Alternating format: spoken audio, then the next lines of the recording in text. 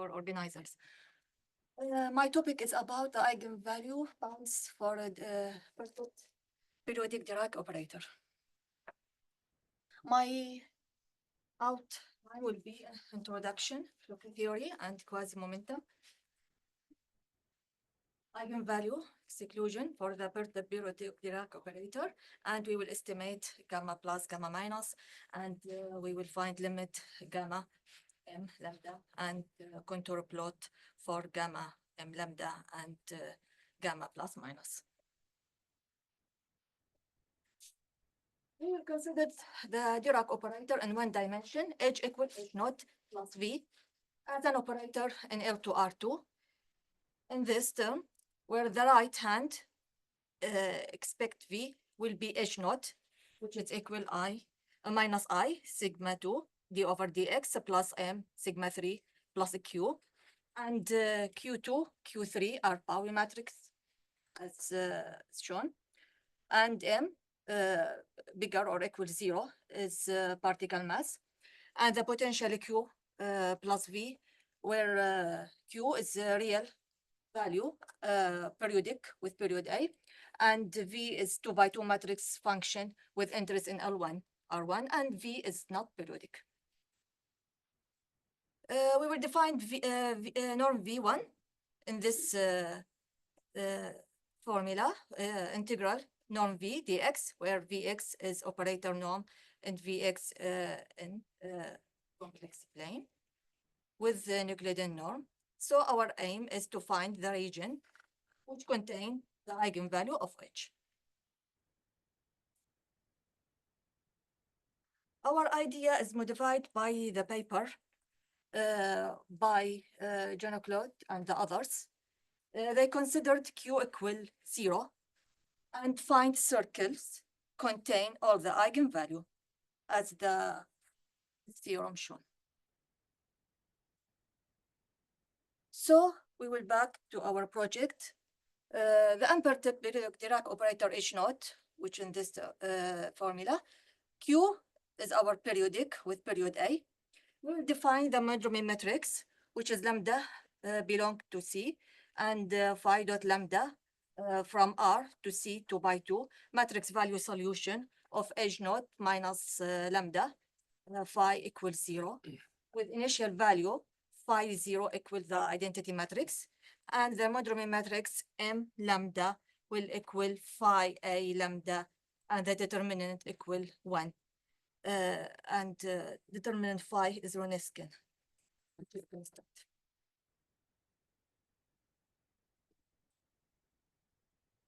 So we will study our periodic operator H by using Foucault theory, and we will use the Dirac equation, which is shown, and consider the matrix value solution phi dot lambda with initial value phi 0 lambda equal the identity matrix, and the Mondromi matrix M lambda will equal phi A lambda, has determinant equal 1, and the eigenvalue or eigenvalues of Foucault, which is the Foucault multiples, will be rho equal e to the minus I k lambda, and 1 over rho will be e to the a I k lambda, and k lambda is our quasi-momentum.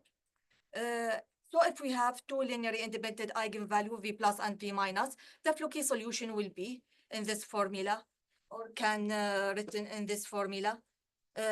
For x belong to R and phi plus minus dot lambda is periodic. The discriminant d lambda will equal trace m lambda, and the spectrum of H naught will be H naught equal lambda belong to R. Discriminant lambda belong to the closed interval minus 2, 2. So H will have the essentially spectrum as H naught, but can has additional eigenvalue in the complex plan. So the properties of our quasi-momentum will be these three. Let lambda belong to C. If the discriminant lambda belong to the closed interval minus 2, 2, then quasi-momentum belong to R and lambda belong to R. And the second one, let lambda belong to C. If quasi-momentum belong to R, then discriminant belong to the closed interval minus 2, 2, and lambda belong to R. The third one, if lambda node belong to R, the discriminant of lambda node belong to the closed interval minus 2, 2, then the limit from lambda close to lambda 0, imaginary k lambda equal 0. Now, we will try to definition the domain of lambda, which will be any matrix A belong to C2 by 2 and has two different eigenvalues. And we define lambda, which will be the determinant of the two eigenvectors over the norm of each eigenvectors, where V plus and V minus are eigenvectors to the matrix A belong to the domain lambda for the two different eigenvalues. Gamma A is well defined for A belong to the domain gamma because V plus V minus are linearly dependent and unique up to multiplication with a vector in C, expect the 0. So we have this lemma which say that domain gamma equal A belong to C2 by 2 and the trace square minus for determinant A not equal 0. So we need to prove this. We use the characteristic equation, which is mu square minus trace A multiple with mu plus determine A equals 0. And the eigenvalues mu plus minus will be in this formula. So here, if this square root equals 0, we will get one eigenvalue. And then we will get one eigenvectors. And to get gamma, according to our definition, we need two eigenvalue, two eigenvectors. So this will contradict with the definition. The monodromy matrix for edge node M from C to C2 by 2 has the property that M lambda belong to domain gamma if and only if the discriminant of lambda not equal to 2 minus 2 and lambda belong to C. And this corollary is obvious. We can prove it. Now, this is our main theory. So for the perturbed V in L1 R2 by 2 and lambda belong to C, expect spectrum H naught is not an eigenvalue of perturbed Dirac operator H naught plus V if this inequality holds, which is norm V1 less than gamma M lambda plus gamma plus minus. And gamma is according to the definition, previous definition, which is determinant of V plus minus over the norms for two eigenvectors. And gamma plus lambda will be phi plus 0 lambda norm C square and over supremum for X belong to the interval 0a norm phi plus X lambda norm C square. And the same gamma minus will be phi, the norm of phi minus 0 lambda for C2 over supremum for X belong to the closed interval 0a norm phi minus X lambda C2. So to be brave, I will call this gamma plus and this gamma minus in the next slides. And of course, phi plus and phi minus are periodic function. And I said this in the previous slides. You will equal phi multiple with e to the ik lambda x, and phi can write in this formula too, and phi 0 lambda will equal v for x belong to R.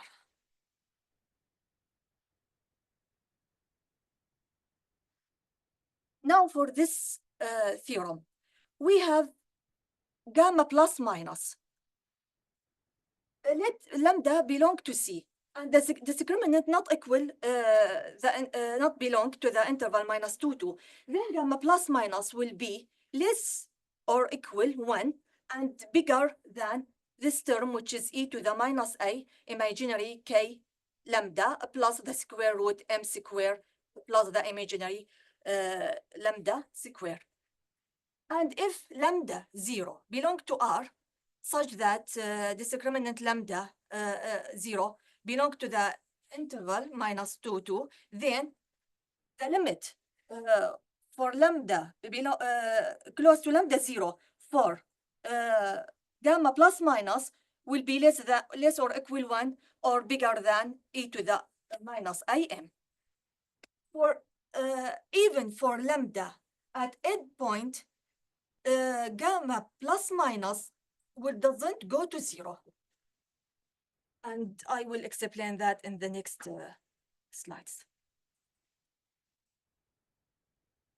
Now we have this definition, which is important because we will need I1, 2, 3 in the next slides. So let phi equal uv, the solution of the initial value problem. And this is our initial value problem. I1 will equal integral from 0 to a, u1 v1 plus u2 v2 dt, and I2 will be integral from 0 to a, v square plus v1 square plus v2 square, and I3 will be integral u1 square plus u2 square. So this is the relation between I1 and I2 and I3 will be like that. I1 square less than I2, I3, and I2, I3 will not equal to 0. And the proof for this will be in this. We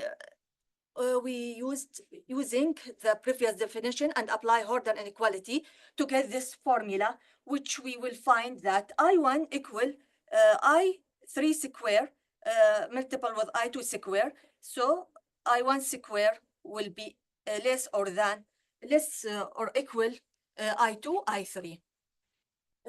This equality become true if and only if U1 and U1, U2, V1, V2 are linearly independent function.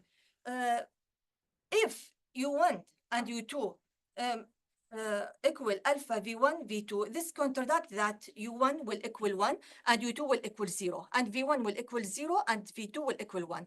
Therefore, I1 square less than I2, I3.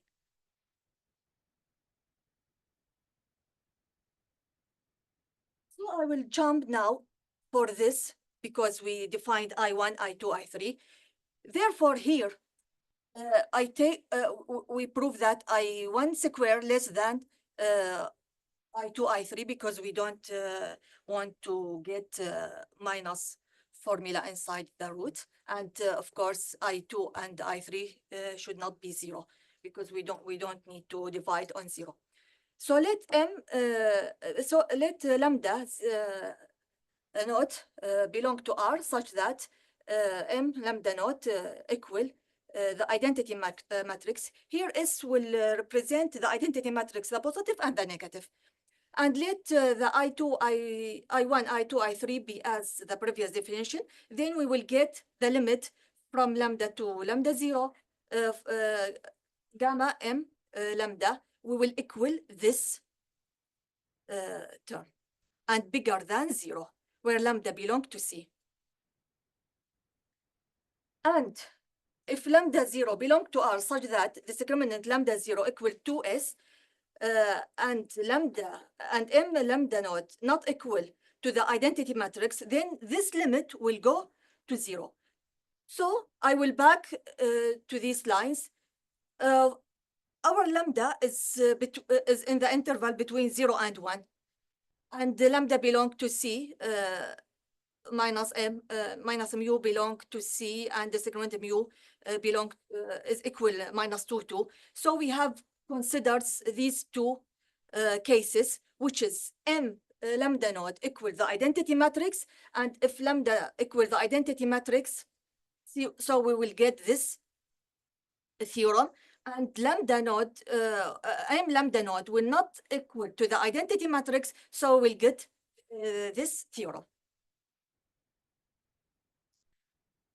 Now, gamma is positive whenever it's defined.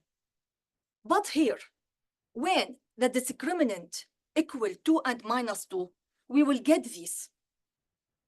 According to the previous theorem, when when m lambda not equal to the identity matrix, in this case and in this case, we will get this and this. And when equal to the identity matrix, we will get this. Here we have a spectral bands, and here we have gaps. So when m lambda not equal to the identity matrix, here we will lambda gamma, we will close to 0. So here we will close to 0, here close to 0, and here, according to the previous theorem. But if m lambda equal to the identity matrix, here we will be close to this term, this one, okay?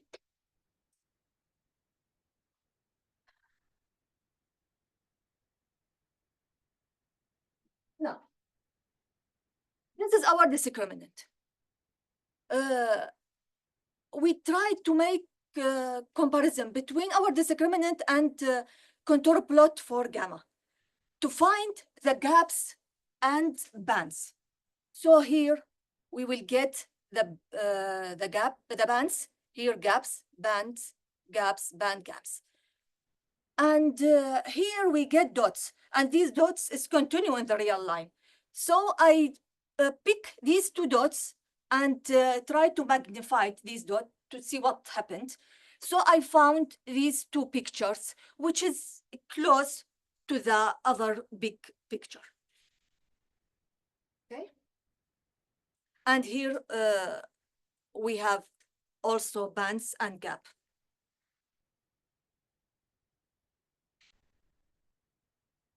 Our potential Q with period A2, where Q1, here we have a periodic. So we try to choose numbers for this periodic. So we pick 1, 3, 1, 3. So we make Q, the last one, more challenges. So we take Q for its variable to see what will happen.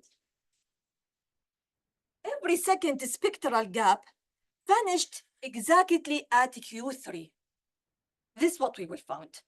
And of course, this picture cannot explain, but I think this can explain. So here Q, when Q will reach 3, you will see what will happen. Because here, as you see, is close to 0, lambda is close to 0, and there's a band and gaps. But at Q will equal 3, look what will happen. The gaps disappear, and the bands will touch. So Q gamma will the gaps when the gaps disappear, gamma will not goes to 0.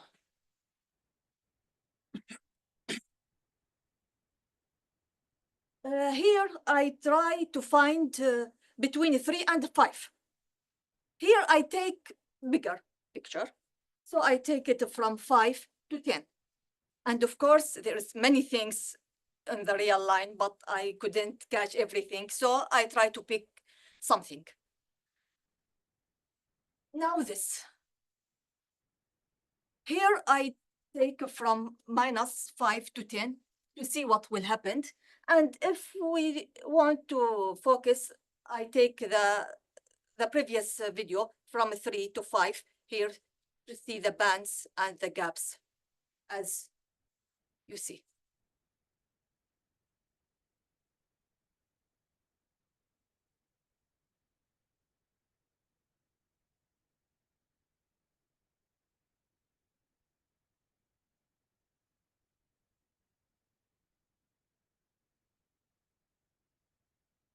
Thanks for listening.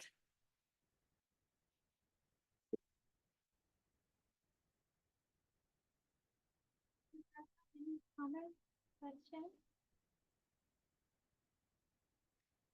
So, may I ask a question about the main term? I think when where this upper bound shows, I think it was Which one? like 10 or 11. If you go back. 10 or 11? Yes. So here, the reverse. So if this happens, then and it's not an eigenvalue. The reverse. So if you have if and only. Here exactly as I written. For the perturbed V is not eigenvalue of the perturbed Dirac operator if this equality was less than the right hand. So if norm V1 less than the right hand, there is no eigenvalue. But here in this, if we have eigenvalue, our eigenvalue will be here inside this circle according to the V. Because V is less than the right hand. So how much we will get less? So maybe if, for example, if this, look, this circle is 0.9, okay? And the next one is 0.8. So if V is less than 0.9, we can find the eigenvalue here. Is less, is we can find the eigenvalue here and something like that. It's not an eigenvalue. You don't have any bound. So, okay. Any other comment, question? If not, let's thank Ghada and all of the speakers.